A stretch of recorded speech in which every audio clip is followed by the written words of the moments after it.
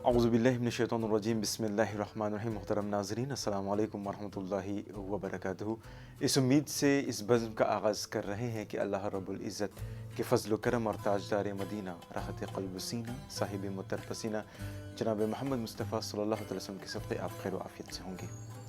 आज नाज़रीन अंजुमन का हमारा मौजू वही है जो पिछले हफ़्ते था, यानी कुरान और साइंस एक तारुफ़, Quran and science and introduction. इसका दूसरा हिस्सा हम आपको पेश करने जा रहे हैं। पिछले हफ्ते हम आपको बता दें, हमने ये देखने की कोशिश की कि कुरान का मतलब क्या है, कुरान का डेफिनेशन क्या है और साइंस किसे कहते हैं, साइंस का वजूद किस तरह हुआ। आज के इस दूसरे एपिसोड में, यानी कि इस दूसरे हिस्से में, कुरान और साइंस इंट्रोडक्शन के इस दूसरे हिस्से में हम ये देखने की कोशिश करेंगे कि जब कुरान की हद है, साइंस की हद है, तो क्या इन दोनों में टकराव है?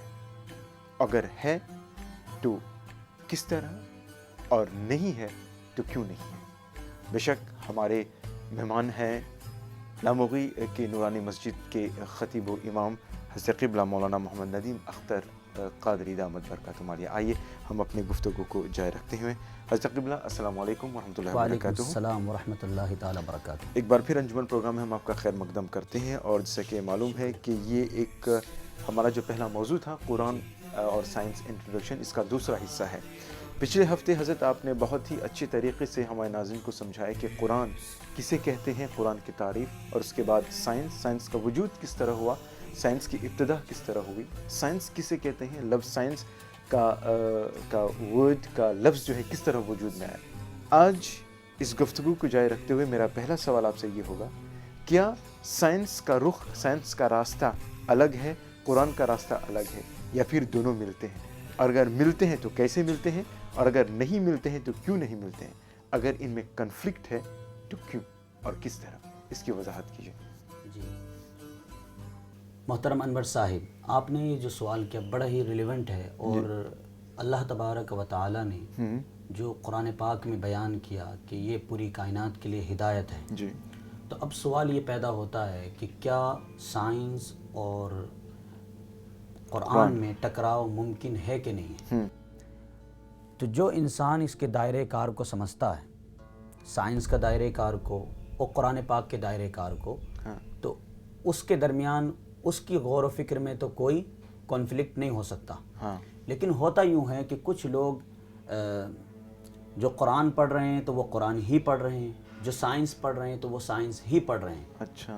तो इस बिना पर ना वो कुरान के दायरे कार को समझ पाए हैं और ना ही वो साइंस के दायरे कार को समझ पाए हैं। कुछ लोगों ने मेयार जो है साइंस को बना रखा है और कुछ लोगों ने जो है कुरान को मेयार बना रखा है। अब सवाल ये पैदा होता है कि वो एतदाल की राह कौन सी है जिस पे चलकर हम कॉन्फ्लिक्ट का शिकार ना हो, तजाद ना हो, एक दूसरे में एक बेहतरीन एतदाल और तवाज़ुन कायम किया जा सके। तो सबसे पहली बात यह है कि जब मोहम्मद अरबी सल्लल्लाहु अलैहि वसल्लम इस कायनात में तशरीफ़ लेकर आए और हुज़ूर नबी अकरम सल्लल्लाहु अलैहि वसल्लम की आमद के बाद से जब अल्लाह तबारक व तआला ने पहला पैगाम पढ़ने का दिया तो उलमाए अरब, सहाबा इकराम, ताबईन, तब ताबईन, मुस्तहिदीन ने पढ़ना शुरू किया और नए नए उलूम वज़ा किए। लेकिन उस वक्त तक कोई टकराव नहीं था। अंदलुस में, और जिसको आज की दुनिया में स्पेन कहा जाता है, अलेक्जेंड्रिया में, रोमा में, बगदाद में, कुर्तुबा में, डेमस्कस में, इसलिलिया में, गरनाता में कोई टकराव नहीं था। क्योंकि जिन्होंने कुरान को समझा या साइंस पर बहस की, तकरारें की और उनके इंकिशाफात किए, तो वो लोग थे जो कुरान को अच्छी तरीके से समझते थे, कुरान के दायरे कार को भी समझते थे और साइंस के दायरे कार को भी समझते थे। लेकिन ये कॉन्फ्लिक्ट पैदा होना उस वक्त शुरू हुआ जब साइंस ईस्टर्न वर्ल्ड से, यानी मुस्लिम वर्ल्ड से वेस्टर्न वर्ल्ड में गई।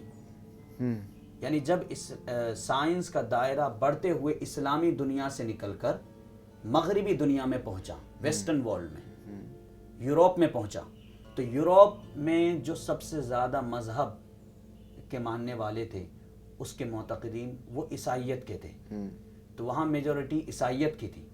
लिहाजा मज़हब ईसाइयत में ज़माना गुज़रने के साथ साथ بائبل کے اندر کچھ ایسی چیزیں پیش آ گئیں یونان کے فلسفے سے، گریس فلسفی سے، جن کے آنے کی وجہ سے لوگوں نے یہ سمجھ لیا کہ یہ بائبل کا حصہ ہے، حالانکہ ایسا نہیں تھا۔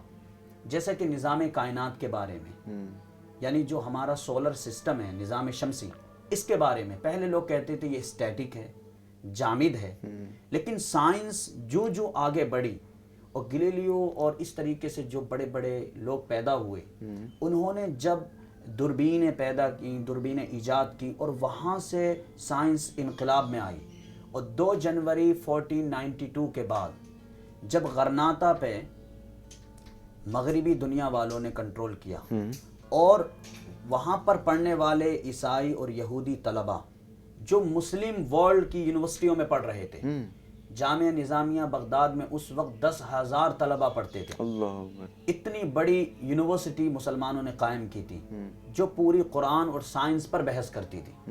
اسی وجہ سے جیسے میں نے پچھلی قسط میں پیش کیا تھا کہ قاضی ابو بکر ابن عربی رحمۃ اللہ تعالیٰ علیہ نے ارشاد فرمایا کہ قرآن پاک کے اندر 77,540 نالجز اور برانچز ہیں، علوم ہیں۔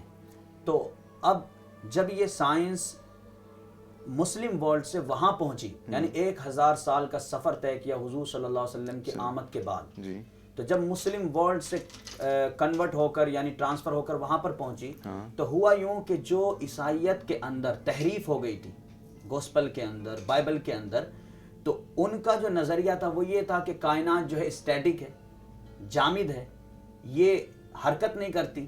اور جب گلیلیو نے پہلا انکشاف کیا کہ یہ نظام شمسی کے بارے میں، اور اللہ تبارک و تعالیٰ نے تو اس کو پہلے ہی بیان کر دیا تھا، کل فی فلک یسبحون، کہ ہر چیز اپنے فلک میں جو ہے تیر رہی ہے، تو ظاہر سی بات ہے یہ جامد نہیں ہے، متحرک ہے۔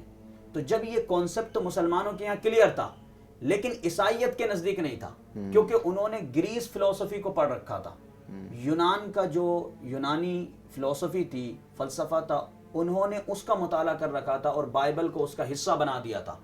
تو کیا ہوا کہ جب آپس میں سائنٹسٹ کچھ کہتے اور وہاں کے جو پادری ہوتے وہ کچھ الگ کہتے، اہل کلیسا چرچ والے وہ الگ کہتے، اب جب یہ ہوا تو انہوں نے اپنے مذہب کو پروٹیکشن دینے کے لیے اور اس کے تحفظ کے لیے اور اس کا دبدبہ قائم رکھنے کے لیے انہوں نے سائنس کو کفر تک کہہ دیا۔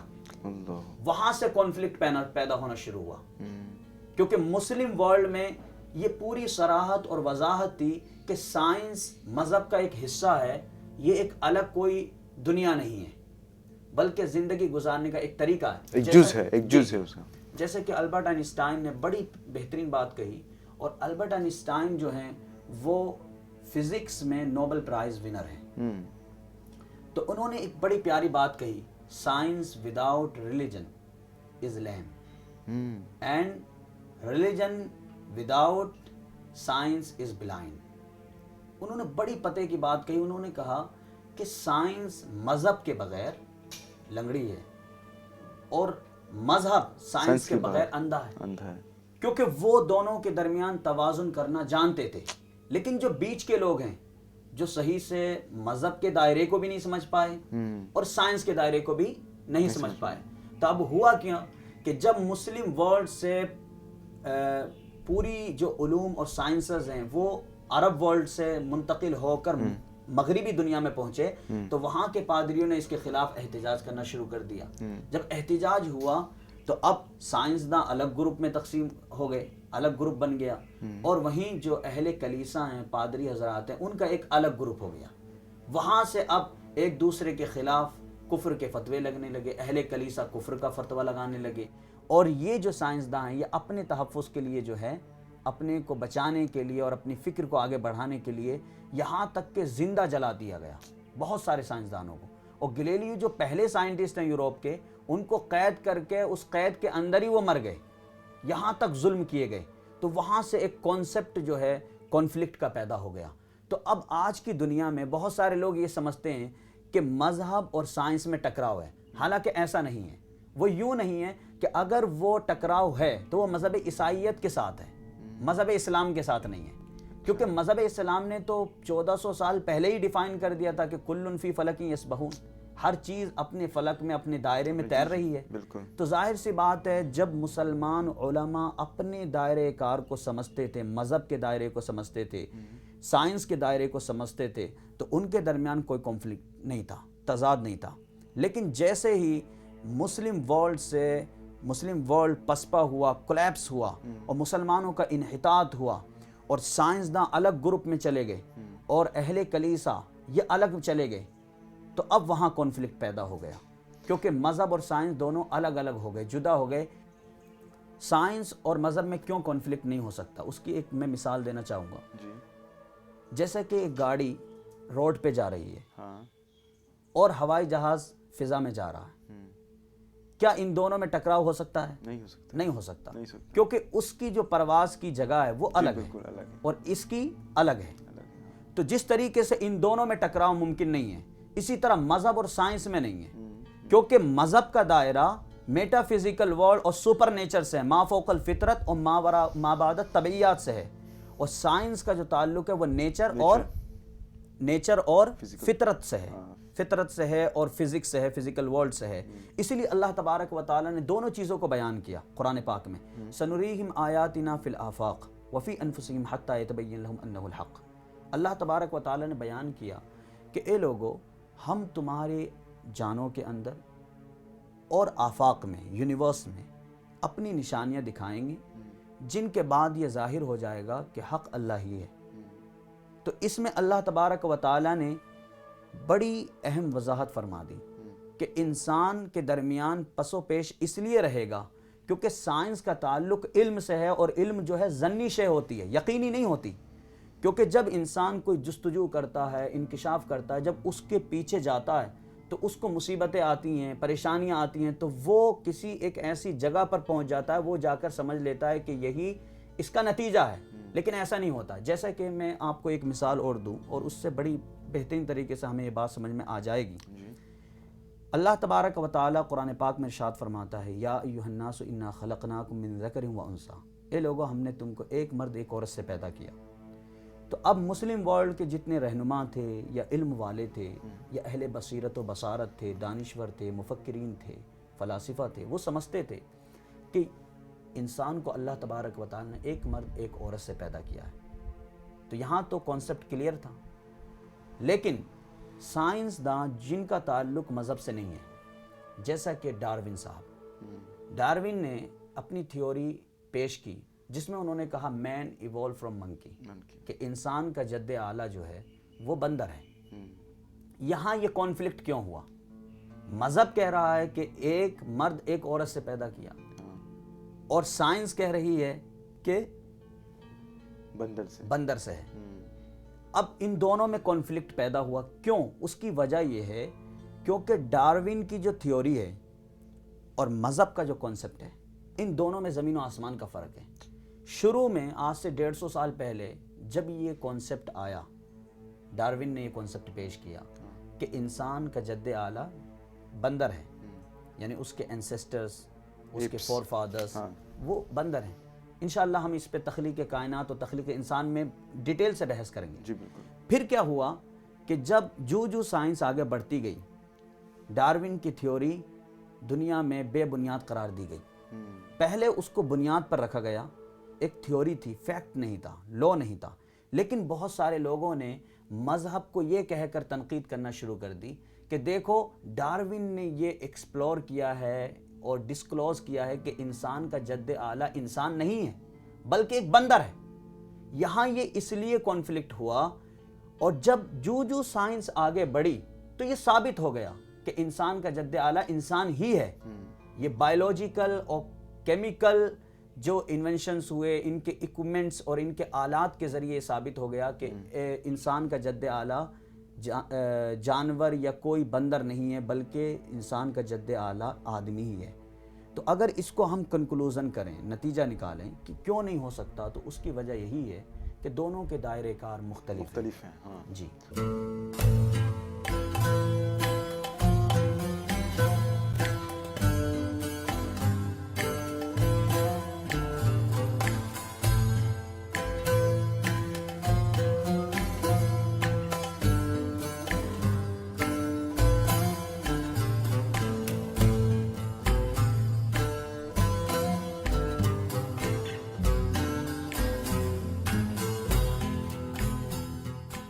سائنس مذہب کا ایک جز ہے, ایک حصہ ہے.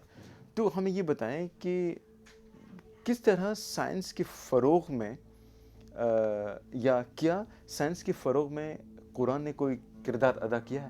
جی بہت بہترین ہے یہ سوال, کیونکہ اس سے پہلے جتنی کتابیں اللہ تبارک و تعالیٰ نے اتاری, حضرت آدم سے لے کر حضرت عیسیٰ روح اللہ و کلمتہ علی نبینا علیہ السلام تک, تو جتنے صحیفے اور کتابیں اتاری وہ سب عبادات پر مشتمل تھیں. چونکہ قرآن کا تعلق صبح قیامت تک ہے, تو اس میں اللہ تبارک و تعالیٰ نے تمام چیزوں کا بیان رکھ دیا. اسی لیے ایک شاعر نے کہا جمیع العلوم فی القرآن لیکن تقاصرت عنہ افہام الرجال. تمام علوم قرآن میں ہیں لیکن لوگوں کی عقلیں ان کو سمجھنے سے قاصر ہیں. اور آقا کائنات صلی اللہ علیہ وسلم نے ایک حدیث مبارک میں ارشاد فرمایا, جس حدیث کو حضرت علامہ قاضی ایاز مالکی رحمۃ اللہ تعالیٰ علیہ نے شفا شریف میں نقل کیا ہے, کوٹ کیا ہے. بڑی پیاری حدیث شریف ہے. آپ فرماتے ہیں القرآن لا یخلق علی کثرت الرد, کہ قرآن جو ہے زیادہ پڑھنے کی وجہ سے پرانا نہیں ہوتا.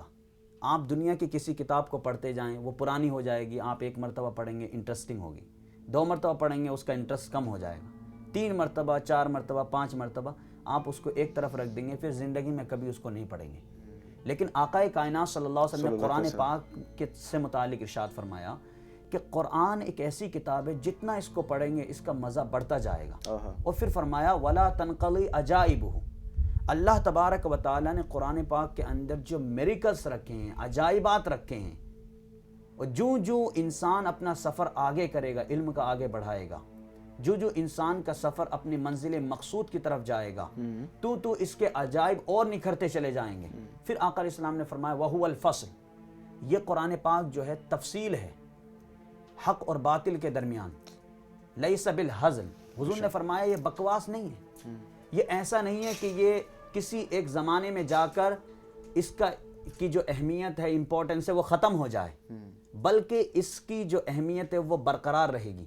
پھر حضور صلی اللہ علیہ وسلم نے فرمایا وَلَا يَشْبَعُ مِنْهُ الْعُلَمَاء, کہ جو علماء, اب علماء سے مراد آپ سائنٹسٹ لے لیں یا مذاہب کا مطالعہ کرنے والے لے لیں, حکیم لے لیں, حکماء لے لیں, فلاسفہ لے لیں, انجینئر سے لے لیں, جو بھی قرآن کو جس نقطۂ نظر سے پڑھے گا, حضور نے فرمایا وہ اس سے سیر نہیں ہوگا, بلکہ اس کے سامنے اس کے عجائبات نکلتے چلے جائیں گے. اللہ اکبر. پھر حضور نے فرمایا کہ یہ کتاب ایک ایسی کتاب ہے کہ وَلَا تَزِيغُ بِهِ الْأَهْوَاءُ, انسانی خواہشات اس سے بے راہ روی کا شکار نہیں ہوگی.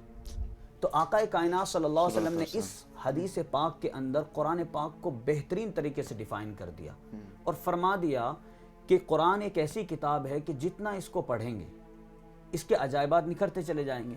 اسی وجہ سے بہت سارے جب کسمولوجسٹ نے اس کو پڑھا, ماہر فلکیات نے پڑھا, تو ان کو فلکی چیزیں مل گئیں.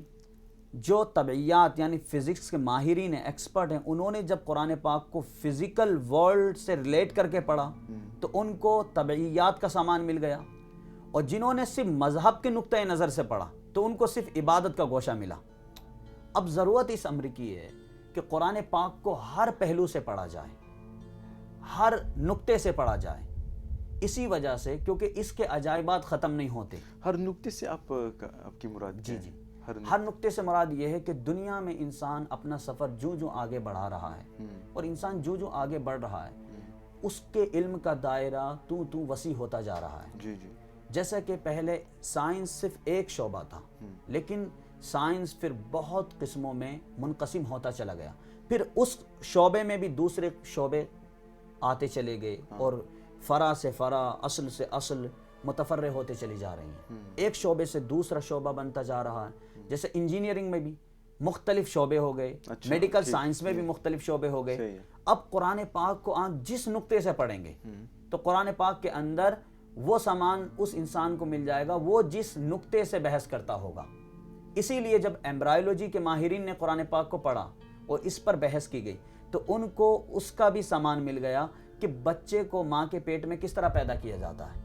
یعنی کہ جو بھی کسی چیز کی بھی اگر تلاش کریں تو قرآن سے اس کو مل جائے گا. اسی وجہ سے ایک بڑی پیاری بات مجھے یاد آ رہی ہے سائنس سے متعلق. Science gives us but a partial knowledge of reality. Science جو ہے وہ ریئلٹی کے ایک حصے کی ہمیں معلومات فراہم کرتا ہے، کلی طور پر نہیں کرتا۔ جیسے کہ میں نے عرض کیا کہ اس دنیا کے اندر عبادات بھی ہیں، سائنس آپ کو نہیں بتا سکتی کہ عبادت کس طرح کرنا ہے، کیونکہ اس کا تعلق خدا سے ہے۔ تو اللہ تبارک و تعالیٰ نے اسی وجہ سے عبادت کے گوشے کو الگ طریقے سے ڈیفائن کیا، لیکن قرآن چونکہ قیامت تک کے لیے ہدایت اور رہنمائی کا سامان بن کر آیا ہے، تو اس وجہ سے اس کے اندر ہر چیز کا علم موجود ہے۔ اس کو آپ ایک دائرے میں محدود نہیں کر سکتے، لیکن سائنس کا دائرہ محدود ہے، جیسے میں نے کہا، اس کو سمجھنے کی ضرورت ہے۔ مذہب جو بحث کرتا ہے اس کا دائرہ ہی الگ ہے، اور سائنس جو بحث کرتا ہے وہ ہماری ان چیزوں سے کرتا ہے جو انسانی ذرائع علم کے اندر آتے ہیں، اور مذہب کا تعلق کیونکہ وحی سے ہے، ریویلیشن سے ہے، ڈیوائن ریویلیشن سے ہے، اس وجہ سے ان دونوں کے درمیان کانفلکٹ ہونا یا تضاد ہونا یہ نہیں ہو سکتا ہے۔ لیکن چونکہ کچھ لوگوں نے اس طرف توجہ کی اور انہوں نے قرآن اور سائنس کے دائرے کو صحیح طور پر ڈیفرینشیٹ نہیں کر پائے، اسی وجہ سے یہ کانفلکٹ پیدا ہوا، حالانکہ ان دونوں کے درمیان کانفلکٹ پیدا ہونا یہ محال ہے۔ جی، تو حضرت قبلہ، ہم ظاہر سی بات ہے قرآن اور سائنس کی بات کر رہے ہیں، تقریباً روزانہ کائنات کی مختلف لیبارٹریز میں تحقیقات ہو رہی ہیں، اور ان تحقیقات کی بنا پر جو نتیجے اخذ کیے جا رہے ہیں، ہمارا مشاہدہ ہے، ہم نے پڑھا ہے اور دیکھا بھی ہے کہ کئی سائنٹسٹ اسلام سے قریب آ رہے ہیں، مگر اسی وقت ہم یہ بھی دیکھتے ہیں کئی ایسے لوگ بھی ہیں جو اسلام سے دور بھی ہو رہے ہیں، بلکہ ایسا بھی ہوتا ہے کہ وہ بالکل اس مذہب سے نکل چکے ہیں۔ تو ایسا کیوں؟ اس کو یوں سمجھ سکتے ہیں، پہلے لوگ نظام شمسی کے بارے میں اتنی گہرائی سے نہیں جانتے تھے، کیونکہ انسان اس وقت تک زمین پر ہی رہتا تھا، وہ فضا میں سفر نہیں کرتا تھا۔ لیکن جب ایڈون ہبل، جو امریکہ کے مشہور ایسٹرونومر گزرے ہیں اور کسمولوجسٹ گزرے ہیں، انہوں نے سال ہا سال کی تحقیق کے بعد دوربین کے ذریعے یہ انکشاف کیا کہ کائنات کا دائرہ پھیلتا جا رہا ہے۔ ہم انشاءاللہ اس پہ بعد میں جب ہم بحث کریں گے تخلیق کائنات تو ڈیٹیل میں جائیں گے، لیکن یہاں مثال کے طور پہ میں پیش کر رہا ہوں۔ تو پہلے نظریہ حضور نبی اکرم صلی اللہ علیہ وسلم سے صدیوں پہلے سے یہ نظریہ رہا کہ کائنات جامد ہے اور اپنی جگہ اسٹیٹک ہے، یہ اپنی جگہ سے ہل نہیں رہی ہے، اس کا دائرہ وسیع نہیں ہو رہا ہے۔ لیکن ڈاکٹر ایڈون ہبل نے یہ انکشاف کیا کہ یہ دائرہ بڑھتا جا رہا ہے، یعنی ہماری گیلیکسی، ملکی وے گیلیکسی جو ہے ہماری کہکشاں اور دوسری کہکشائیں، یہ آپس میں دن بدن ان کا دائرہ بڑھتا جا رہا ہے اور یہ بلیک ہول کی طرف جا رہی ہیں۔ اچھا، اس طریقے سے تو اب سوال یہ پیدا ہوا کہ لوگوں نے یہ کہنا شروع کر دیا کہ مذہب تو یہ بتاتا ہے کہ کائنات جامد ہے، اس کے درمیان کوئی وسعت نہیں ہو رہی ہے، کوئی توسیع نہیں ہو رہی ہے، تو یہ کس طرح؟ اب جن لوگوں نے صرف سائنس کو پڑھا تو وہ یہ واویلا مچانے لگے کہ دیکھو ڈاکٹر ایڈون ہبل نے مدلل دلائل کے ذریعے یہ ثابت کر دیا کہ کائنات وسیع ہو رہی ہے اور مذہب کہہ رہا ہے کہ جامد ہے۔ لیکن یہ جامد نظریہ مذہب اسلام نے نہیں پیش کیا، یہ جو پیش کیا تھا وہ عیسائیت نے، اور جو یونان کی فلسفی تھی اور الیگزینڈریا کی جو فلسفی تھی ان کا نظریہ یہ تھا کہ کائنات جامد ہے۔ لیکن قرآن پاک نے تو 1400 سال پہلے، بلکہ ڈاکٹر ایڈون ہبل کے 1300 سال پہلے یہ بیان کیا تھا کہ کائنات کا دائرہ وسیع ہو رہا ہے، جیسا کہ اللہ تبارک و تعالی نے ارشاد فرمایا وَالسَّمَاءَ بَنَيْنَاهَا بِأَيْدٍ وَإِنَّا لَمُوسِعُونَ، بے شک ہم نے اس آسمان کو اپنی طاقت سے پیدا کیا ہے اور ہم روز بروز اس میں وسعت پیدا کرتے جا رہے ہیں۔ تو اب اگر کوئی یہ کہتا ہے کہ مذہب اور سائنس میں کانفلکٹ ہے تو وہ یہ سمجھ لے کہ مذہب اسلام اور سائنس کے درمیان کوئی کانفلکٹ نہیں ہے، کیونکہ سائنس جو ایکسپلور کر رہی ہے اس کو آلریڈی قرآن پاک نے مینشن کر دیا ہے 1300 یا 1400 یا 1500 سال پہلے، اور اسی وجہ سے اگر کانفلکٹ ہے تو ادیان باطلہ کے درمیان ہے، وہ ادیان جن کا تعلق سپر نیچر سے نہیں ہے، جو خود ساختہ مذاہب ہیں یا جن کے اندر تحریف ہو چکی ہے، جن کے اندر ڈسٹورشن ہو چکا ہے، اور مذہب اسلام کیونکہ اس کی حفاظت کی ذمہ داری اللہ تبارک و تعالی نے لی ہے، اور اللہ تبارک و تعالی نے اس کائنات کو پیدا کیا ہے، تو جب اللہ تبارک و تعالی نے اس کائنات کو پیدا کیا اور اسی رب ذوالجلال نے جو ہے، اسی رب العزت نے قرآن پاک کو اتارا ہے، تو اس پروسیس میں کیسے خطا یا کوئی کانفلکٹ ہو سکتا ہے؟ کیونکہ اللہ تبارک و تعالی نے ارشاد فرمایا انا نحن نزلنا الذکر وانا لہ لحافظون، ہم نے ہی قرآن کو اتارا ہے اور ہم ہی اس کی حفاظت کرنے والے ہیں، تو اس کے درمیان تو کوئی تحریف نہیں ہوئی۔ تو اسی وجہ سے اگر کوئی یہ سمجھنا چاہے کہ مذہب اور سائنس میں کانفلکٹ کیوں نہیں ہو سکتا، تو اس کا بہترین جواب یہی ہے کہ مذہب اسلام اور سائنس کے درمیان کوئی کانفلکٹ نہیں ہو سکتا، کیونکہ سائنس جو آج جس دور پہ آ کے کھڑی ہوئی ہے، سائنس جو آج یہ ترقی کر رہی ہے، اس میں مذہب اسلام کا سب سے بڑا کنٹریبیوشن ہے۔ ورنہ سائنس کو تو دبایا جا چکا تھا، پہلے سائنس کا جو دائرہ تھا وہ صرف زمین سے متعلق تھا، لیکن اللہ تبارک و تعالیٰ نے پہلے ہی دن سے، پہلی ہی وحی سے اللہ تبارک و تعالیٰ نے ان کی توجہ کو پوری کائنات کی طرف مبذول کر دیا۔ کیونکہ میں نے کیوں کہا کہ سائنس مذہب کا حصہ ہے؟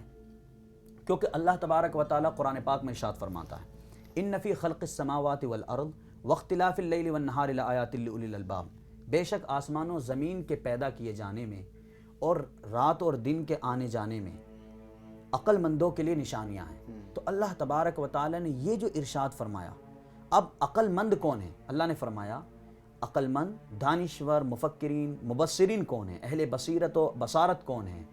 تو اللہ تبارک و تعالیٰ ان کی ڈیفینیشن بڑی پیاری کی، اور جس میں اس چیز کا مدلل جواب ہے۔ اللہ نے فرمایا الذین یذکرون اللہ قیاما وقعودا وعلی جنوبہم، کہ عقل مند وہ لوگ ہیں جو اللہ تبارک و تعالیٰ کو یاد کرتے ہیں کھڑے ہو کر، بیٹھ کر، لیٹ کر۔ پھر اللہ نے اس کے ساتھ ہی اسی آیت کے دوسرے حصے میں فرمایا وَيَتَفَكَّرُونَ فِي خَلْقِ السَّمَاوَاتِ وَالْأَرْضِ، کہ عقل مند لوگ وہ ہیں جو عبادت کے ساتھ ساتھ آسمان و زمین کے پیدا کیے جانے میں غور و فکر بھی کرتے ہیں۔ اب سائنس کا موضوع کیا ہے کہ وہ ہر چیز کو جانے کہ اس کا نتیجہ اخذ کرے، جیسا کہ میں نے ایک مثال دی تھی کہ پانی ہائیڈروجن اور آکسیجن سے بنا۔ قرآن پاک میں صرف اللہ تبارک و تعالیٰ نے اتنا بیان کیا تھا کہ ہم نے ہر چیز کو پانی سے پیدا کیا۔ اب سائنس کا یہ کام ہے کہ وہ اس کو ایکسپلور کرے کہ کس طریقے سے پیدا کیا گیا۔ تو اب اس آیے کریمہ کے اندر دو حصے موجود ہیں۔ پہلے حصے میں عبادت کا ذکر ہے، جس کا تعلق براہ راست مذہب سے ہے، اخلاقیات سے ہے، الہیات سے ہے، روحانیات سے ہے، تزکیہ، تصفیہ اور تجلیہ سے ہے، دل کی صفائی سے ہے، انسان کے نفس کی تطہیر سے ہے، انسان کے قلب کی صفائی سے ہے۔ وہیں دوسرے حصے میں اللہ تبارک و تعالیٰ نے فرمایا وَيَتَفَكَّرُونَ فِي خَلْقِ السَّمَاوَاتِ وَالْأَرْضِ، کہ وہ آسمان و زمین کے پیدا کیے جانے میں غور و فکر بھی کرتے ہیں۔ تو یہ جو اللہ تبارک و تعالیٰ نے ارشاد فرمایا، تو اب اس کا تعلق تو کسمولوجی سے ہے، اس کا تعلق تو جیوگرافی سے ہے۔ تو ظاہر سی بات ہے کہ جو مذہب دونوں علوم اور دونوں شعبوں کو لینے کی بات کرتا ہو، اس مذہب اور اس سائنس کے درمیان کوئی کانفلکٹ نہیں ہو سکتا۔ تو ہمارا ماننا یہ ہے کہ مذہب بالخصوص قرآن پاک مذہب سے بھی بحث کرتا ہے، مذہبی کتاب بھی ہے، اور اس کے ساتھ ساتھ سائنسی کتاب بھی ہے۔ اگر اس میں کوئی کانفلکٹ ہے تو وہ دیگر ادیان باطلہ میں ہیں۔ مذہب اسلام قرآن اور سائنس کے درمیان کوئی تضاد، کوئی ٹکراؤ یا کوئی کسی طریقے کا تصادم نہیں ہے، کیونکہ قرآن پاک نے اس کو بڑی ہی کیٹیگوریکلی ایکسپلین کر دیا کہ دونوں کے دائرے کار الگ ہیں۔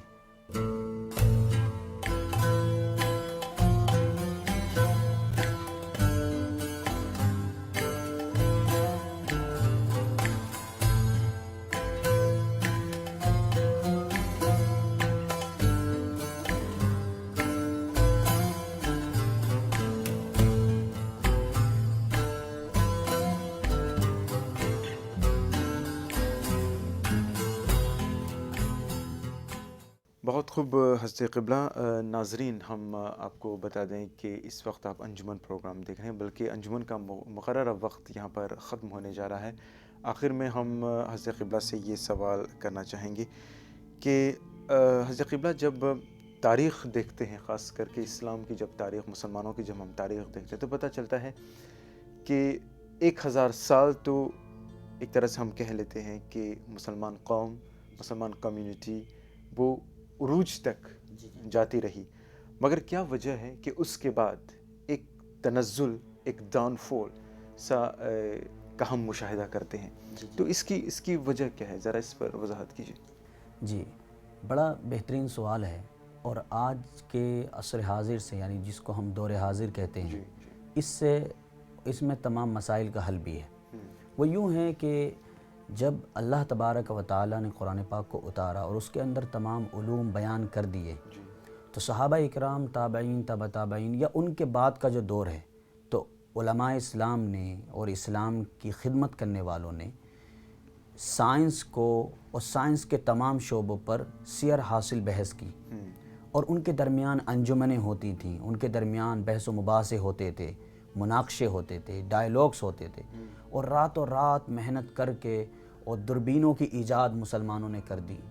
پھر اللہ تبارک و تعالیٰ نے جب یہ ارشاد فرما دیا کہ زمین و آسمان تمہارے تابع دار ہیں، تو مسلمانوں نے یہ سوچا کہ پھر ہم آسمان کو اپنے کنٹرول میں کس طرح کر سکتے ہیں، آسمان کا کیسے ہم استعمال کر سکتے ہیں، کائنات کی ہر چیز کو کیسے استعمال کر سکتے ہیں۔ تو یوں لوگوں کی تھنکنگ کا جو دائرہ ہے وہ بڑھتا گیا، اور یوں جو اسپین وغیرہ کے علوم تھے جن کا تعلق کسی ٹھوس بنیادوں پر نہیں تھا، وہ تو پہلے ہی ختم ہو گئے۔ جب اسلام آیا تو انہوں نے ان کی جڑوں کو کھود کے پھینک دیا۔ اب رہی بات یہ کہ مذہب اسلام کے ماننے والے جب قرآن کو پڑھتے کہ اس کے اندر تمام علوم ہیں، تو وہ پرٹیکولر اس پہ ذہن لگاتے اور تحقیق کرتے اور ایک نتیجہ اخذ کرتے۔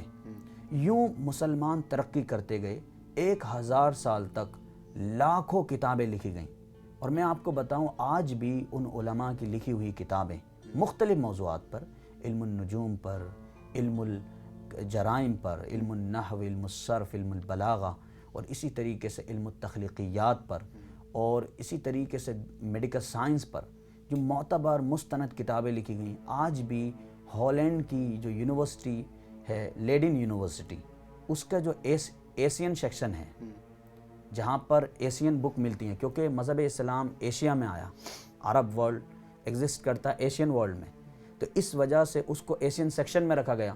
تو پورا جو ذخیرہ ہے مسلمانوں کے لکھا ہوا، وہ آج بھی لیڈن یونیورسٹی کے اندر رکھا ہوا ہے۔ اسی طریقے سے آکسفورڈ یونیورسٹی کے اندر ہے، اسی طریقے سے دنیا کی بڑی بڑی یونیورسٹیوں کے اندر ہے۔ اب ان کو ٹرانسلیٹ کیا جاتا ہے اور دیگر زبانوں میں اس کو ترجمہ کرنے کے بعد نئے نئے اکتشافات اور ایجادات کی جا رہی ہیں۔ ان سب کی بنیادیں، اساس، اصول، فروع سب مسلمانوں نے پہلے ہی قرآن پاک کی روشنی میں وضع کر دیے تھے۔ اس وجہ سے مذہب اسلام کے ماننے والے پوری دنیا پہ ڈومینیٹ کر رہے تھے، اور مسلمان ہر پہلو پر بحث کرتے تھے۔ لیکن جیسا کہ میں نے عرض کیا کہ 1492 کے بعد جب غرناطہ، اسلیلیا، بغداد اور ڈیمسکس، یہ جو مسلم ورلڈ تھا جہاں پر مسلم ورلڈ اور مسلم امراء حکومت کرتے تھے اور پوری دنیا ان کے اشاروں پر ناچتی تھی، تو مسلمان آگے بڑھ رہے تھے، کیونکہ ان کے پاس جامعہ نظامیہ بغداد جیسی یونیورسٹیاں تھیں، جامعہ اسلیلیا تھی، جامعہ غرناطہ تھی، جہاں پر ہزاروں ہزار طلبہ پڑھتے تھے، اور دنیا کے تمام زبان کے جاننے والے وہاں پر جاتے تھے۔ ایون ہندوستان کے سنسکرت کے جاننے والے وہاں پر گئے ہیں، ہر زبان کے جاننے والے۔ تو ہر زبان کا جو اثاثہ ہے، جو بھی اس وقت تک تحقیق ہوئی تھی، تو مسلمان اپنے سامنے رکھ کر اپنی زندگی کو آگے بڑھا رہے تھے اور قرآن پاک کی مختلف انداز میں تفسیریں کر رہے تھے۔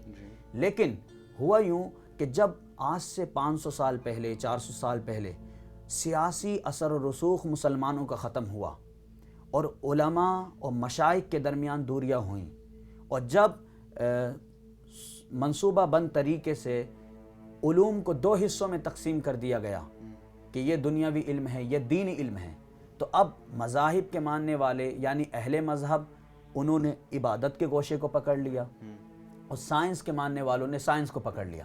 اب دونوں کے درمیان جب دوریاں ہوئیں اور مسلمان اپنا سیاسی اثر و رسوخ کھو چکے تھے، مسلمانوں کی معاشی، اقتصادی، فکری اور جو انقلابی فکر تھی وہ پسپا ہو چکی تھی، وہ متزلزل ہو چکی تھی، اور ان کے پاس کوئی بہترین رہنما نہیں تھا۔ اس بنا پر اور قرآن کو پھر گہرائی سے پڑھنا مسلمانوں نے چھوڑ دیا تھا۔ اسی وجہ سے مسلمان مذہب سے بھی دور ہو گئے اور مسلمانوں کو دنیا میں جو ہے انحطاط ملا۔ اسی کو حضرت ڈاکٹر اقبال نے بڑے ہی خوبصورت انداز میں اپنے شعر میں بیان کیا۔ وہ معزز تھے زمانے میں مسلمان ہو کر. وہ معزز مطلب صحابہ اکرام، تابعین، تابع تابعین، مجتہدین، اور جو 1000 سال تک مسلمانوں نے پوری دنیا پر حکومت کی، آدھی سے زیادہ. حضرت عمر کے زمانے میں ہی مسلمان آدھی دنیا پر حکومت کر رہے تھے. تو آپ فرماتے ہیں وہ معزز تھے زمانے میں مسلمان ہو کر، اور ہم خوار ہوئے تاریخ قرآن ہو کر. تو آج جو ہم ذلیل ہیں اس کا سب سے بڑا بنیادی سبب کوئی نہیں ہے، وہ یہ ہے کہ ہم نے قرآن پاک کے دامن کو چھوڑ دیا، اور قرآن کو ہم نے صرف ایک شعبے پر ریلیٹ کر دیا ہے، عبادت کی کتاب قرار دے دیا ہے. حالانکہ قرآن پاک ہر علم سے بحث کرتا ہے، جیسا کہ ہم ان 2 ایپیسوڈ میں 2 قسطوں میں بہترین طریقے سے گفتگو کر چکے ہیں، اور انشاءاللہ آگے بھی کرتے رہیں گے. تو حل یہ ہے کہ آج جو اکانومیکل ہو یا ایجوکیشنل ہو یا پولیٹیکل ہو، کسی بھی اسپیکٹ سے، کسی بھی نظریے سے، کسی بھی نقطۂ نگاہ سے اگر آپ بحث کریں گے اور قرآن پاک میں ان مسائل کا حل تلاش کریں گے تو قرآن پاک کے اندر ان مسائل کا حل موجود ہے. تو اسی وجہ سے ڈاکٹر اقبال نے بڑی پیاری بات کہی کہ سبق پڑھ پھر صداقت کا، عدالت کا، شجاعت کا. کیونکہ انہوں نے یہ یاد دلایا کہ یار تم 1000 سال تک پوری دنیا پہ حکومت کرتے رہے، اب 400 سال میں تمہاری حالت یہ ہو گئی ہے کہ تمہارے ملکوں پر اغیار نے جو ہے قبضہ کر لیا، کنٹرول کر لیا، ان کو اپنے دائرے میں لے لیا. تو اب انہوں نے کہا کہ تجھے اگر دوبارہ وہ عظمت، وہ مقام، وہ اسٹینڈرڈ حاصل کرنا ہے، وہ رتبہ حاصل کرنا ہے، تو تمہیں پھر سے وہ سبق پڑھنا ہوگا صداقت کا، عدالت کا، شجاعت کا. صداقت سے مراد حضرت ابوبکر صدیق کا، عدالت سے مراد حضرت عمر کا، شجاعت سے مراد حضرت مولا علی کا. جس طریقے سے وہ صدیق تھے، عادل تھے، شجاع تھے، بہادر تھے، اور قرآن اور حدیث اور اسی طریقے سے سائنس پر بحثیں کرتے تھے، انصاف کے ساتھ بحثیں چلتی تھیں، انجمنیں قائم تھی. امام اعظم ابو حنیفہ نے جو اپنا درسگاہ قائم کی کہ ہزاروں طلبہ بیٹھ کر اسلامک جورسپروڈنس پہ جو ہے بحث کرتے تھے. انشاءاللہ ہم اس پر کبھی بحث کریں گے، انشاءاللہ گفتگو کریں گے. تو اب یہ جو کلچر تھا، علمی، فکری، سیاسی، معاشرتی جو کلچر پیدا کیا تھا، جس کے اندر بہت وسعت تھی، یہ مسلمانوں نے کھو دیا. تو آپ فرماتے ہیں سبق پڑھ پھر صداقت کا، عدالت کا، شجاعت کا، لیا جائے گا تجھ سے کام دنیا کی امامت کا. اگر مسلمان چاہتے ہیں کہ دوبارہ وہ مقام حاصل کریں تو ان کو پھر سے وہ اوصاف، وہ کوالٹیز اپنے اندر پیدا کرنی ہوں گی، جن کوالٹیز اور اوصاف کا اللہ پاک قرآن پاک کے ذریعے ہم سے مطالبہ کرتا ہے. تو میں اپنے ناظرین کو یہی بتانا چاہتا ہوں کہ وہ پھر سے اس سبق کو یاد کریں جو سبق ہمیں قرآن پاک کے ذریعے اللہ رب العزت نے دیا ہے. اور قرآن اور سائنس اور ان جیسے موضوعات پر ہمیں بہت گہرائی اور گیرائی کے ساتھ بحث کرنے کی ضرورت ہے، اور انشاءاللہ آنے والے موضوعات میں اور قسطوں میں ہم اس پر سیر حاصل گفتگو کریں گے انشاءاللہ.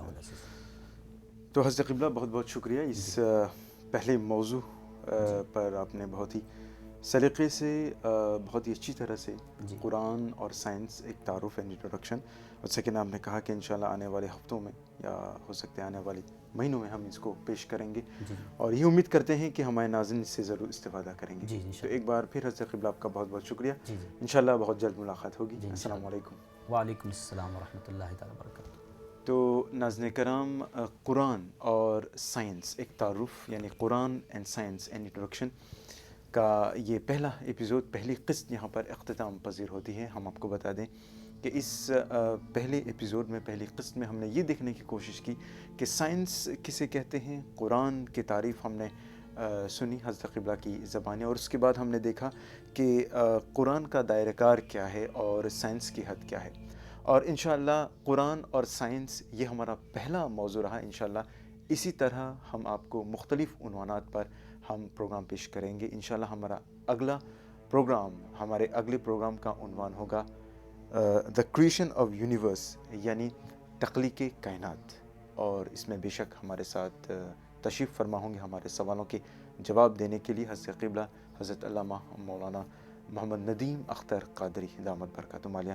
تو ناظرین، اس علامہ اقبال کے اس شعر کے ساتھ ہم اس ایپیزوڈ کو ختم کرنا چاہیں گے. علامہ اقبال نے کیا خوب کہا ہے کہ یہ راز کسی کو نہیں معلوم کہ مومن، یہ راز کسی کو نہیں معلوم کہ مومن، قاری نظر آتا ہے حقیقت میں ہے قرآن. اور رہے چمن تو پھول کھلیں گے، رہی زندگی تو انشاءاللہ پھر ملیں گے۔ اگلی ملاقات تک انور کو رخصت کی اجازت۔ خدا حافظ۔ السلام علیکم ورحمۃ اللہ وبرکاتہ۔